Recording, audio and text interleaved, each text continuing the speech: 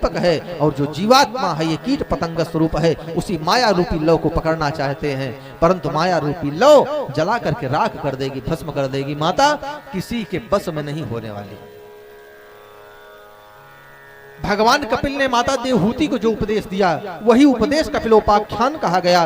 कपिलोपाख्यान में भगवान कपिल ने अपनी माता देवहूति को दिव्य धर्मोपदेश दिया और कहा कि हे माता, अपना कल्याण चाहने वाले प्रत्येक जीव को परमात्मा की शरणागति को स्वीकार कर लेना चाहिए, विवेक का प्रयोग करके नहीं अपितु भक्ति का प्रयोग करके।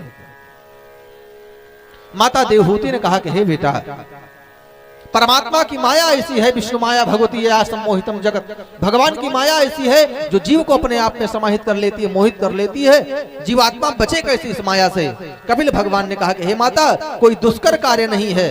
जिस प्रकार माँ एक चावल बनाने वाले पात्र में चावल डाला जाता है, जल डाला जाता है, और अग्नि का ताप जब लगता है उस पात्र में तो चावल माता पक जाता है, परंतु अगर उसमें एक कंकर का टुकड़ा पड़ा हो तो कंकर नहीं पकता। उसी प्रकार से माता इस माया रूपी संसार में आने के बाद जो सत्पुरुष होगा, जिस प्रकार से उस चावल में पड़ा हुआ कंकर नहीं पका, उसी प्रकार से जीव इस माया में लिप्त होने वाला नहीं है। दिव्य धर्मोपदेश दिया कपिल भगवान ने, और उनका उपदेश सुनते सुनते देवी देवहूति इतना विह्वल हो गई कि उनका जो शरीर था नदी के रूप में परिणत होकर के जाकर के सागर में मिल गया। बोल भक्तवत्सल भगवान की नदी स्वरूप में परिणत हो गई माता देवहूति, जाकर के सागर में स्थान ग्रहण किया। और जब माता देवहूति सागर में चली गई, कपिल भगवान सागर की तरफ बढ़ चले और वहां पर अपनी माता का पूजन किया। आज भी आप गंगा सागर जाते हैं तो माता देवहूति की पूजा करने के कारण कपिल भगवान का वहां पर आश्रम बना। बोल सच्चिदानंद भगवान की। कपिल भगवान ने अपनी माता का वहीं पर पूजन किया, कपिल भगवान का आश्रम बना। और आज आप जिस आश्रम का दर्शन करते हैं समुद्र के बाहर, वास्तविक आश्रम नहीं कपिल भगवान का, वास्तविक आश्रम कपिल भगवान का उस सागर के मध्य में स्थित है, आज भी विद्यमान है।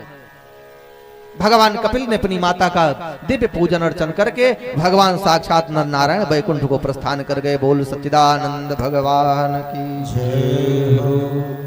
इस प्रकार दिव्य कपिलोपाख्यान रहा।